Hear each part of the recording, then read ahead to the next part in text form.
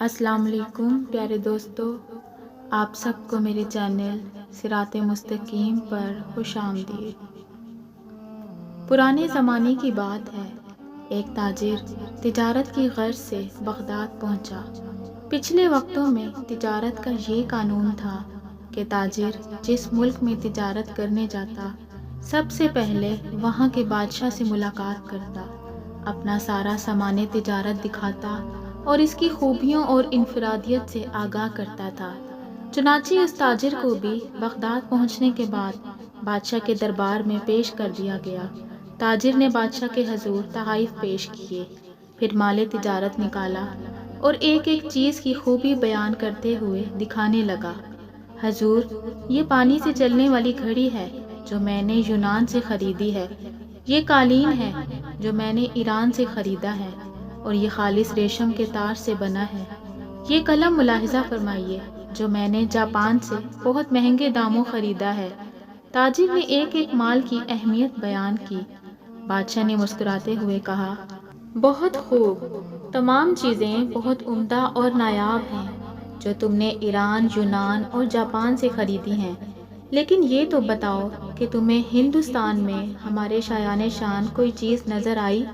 تاجر نے بادشاہ کو متاثر کرنے کے لیے کہا، یوں تو بادشاہ سلامت آپ کے شایان شان بہت چیزیں تھیں، لیکن جو چیز مجھے پسند آئی اس کو حاصل کرنے کے لیے مجھے کچھ عرصہ وہاں قیام کرنا پڑتا، جبکہ میرے پاس صرف 2 دن کا وقت تھا۔ بادشاہ نے پوچھا، اچھا وہ کیا چیز تھی؟ تاجر بولا، جناب وہ ایک موتی ہے اور اس کی خاص بات یہ ہے کہ وہ دوسروں کو بانٹنے سے بڑھتا ہے، اس کو کوئی چرا بھی نہیں سکتا اور اس موتی سے بہت سارے زیور بھی بنا کر پہنے جا سکتے ہیں۔ بادشاہ بہت متاثر ہوا اور کہنے لگا، میں اسے حاصل کرنا چاہتا ہوں۔ اس نے فوراً اپنے ایک خاص وزیر کو ماہ سامان و سواری اس ہدایت کے ساتھ رخصت کیا کہ اب وہ موتی لے کر ہی واپس لوٹے۔ وزیر اپنے مقصد کے لیے نکل پڑا، جنگلوں، سمندروں، پہاڑوں اور صحراؤں، غرض یہ کہ ہر جگہ کی خاک چھان ماری، وادی وادی گھوما، ہر شخص سے اس نادر و نایاب موتی کا پوچھا، مگر سب نے یہی کہا کہ ایسا کوئی موتی نہیں ہے جو چوری نہ ہو سکے اور اس سے بہت سارے زیور بھی بن جائیں۔ لوگ اس کی بات سن کر ہنستے اور کہتے، مسافر پاگل ہو گیا ہے۔ یوں ہی مہینوں بیت گئے، نا امیدی کے سائے گہرے ہونے لگے، لیکن بادشاہ کے سامنے ناکام لوٹنے کا خوف اس کو چین نہیں لینے دے رہا تھا۔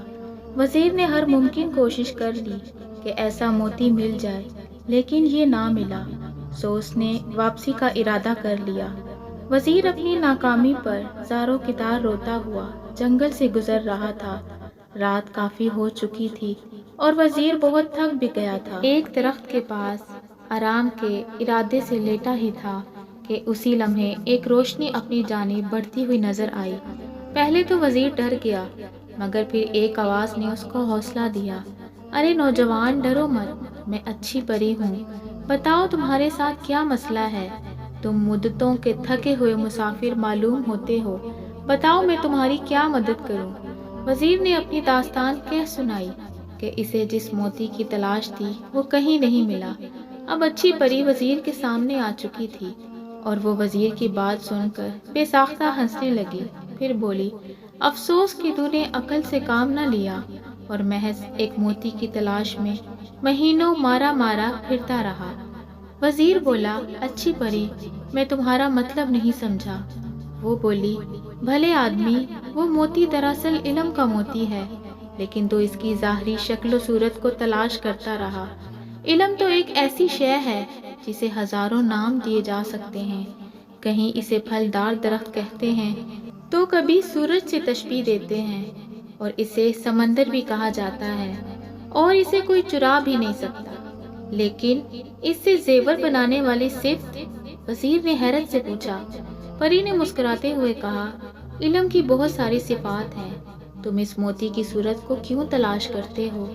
یاد رکھو، ہر شے کی تاثیر کا تعلق اس کے نام سے نہیں بلکہ اس کی اندرونی خوبیوں سے ہوتا ہے۔ اسی طرح علم بھی ایک نایاب موتی ہے کہ جس سے یہ حاصل ہو جائے وہ اس سے ایسے ہی سج جاتا ہے جیسے انسان زیور پہن کر سجتا ہے اور اسے کوئی چرا بھی نہیں سکتا، بلکہ یہ تو بانٹنے سے بڑھتا ہے، گھٹتا نہیں ہے۔ وزیر بڑے غور سے پری کی بات سن رہا تھا اور بالآخر اس بات کا قائل ہو گیا کہ واقعی علم ایک ایسا موتی ہے کہ جس کے پاس ہو وہ دراصل دنیا کے سب سے قیمتی زیور کا مالک بن جاتا ہے۔ وزیر نے پری کا شکریہ ادا کیا، جس کے بعد اچھی پری وہاں سے غائب ہو گئی۔ اب وزیر بہت خوش تھا اور اپنی کامیابی کے گیت گاتا ہوا اپنے ملک روانہ ہو گیا۔ وہاں پہنچ کر اس نے بادشاہ کو علم کے موتی کے بارے میں بتایا اور سمجھایا، تو بادشاہ بھی پری کی بات کا قائل ہو گیا کہ صرف علم ہی وہ موتی ہے جسے کوئی چرا نہیں سکتا۔ پیارے ساتھیوں، علم ایک ایسا موتی ہے جس کی چمک دمک زمین سے آسمان اور فرش سے عرش تک ہے، اور علم کے اس موتی کی روشنی میں ہی انسان اس کائنات کے خالق و مالک تک رسائی حاصل کر سکتا ہے۔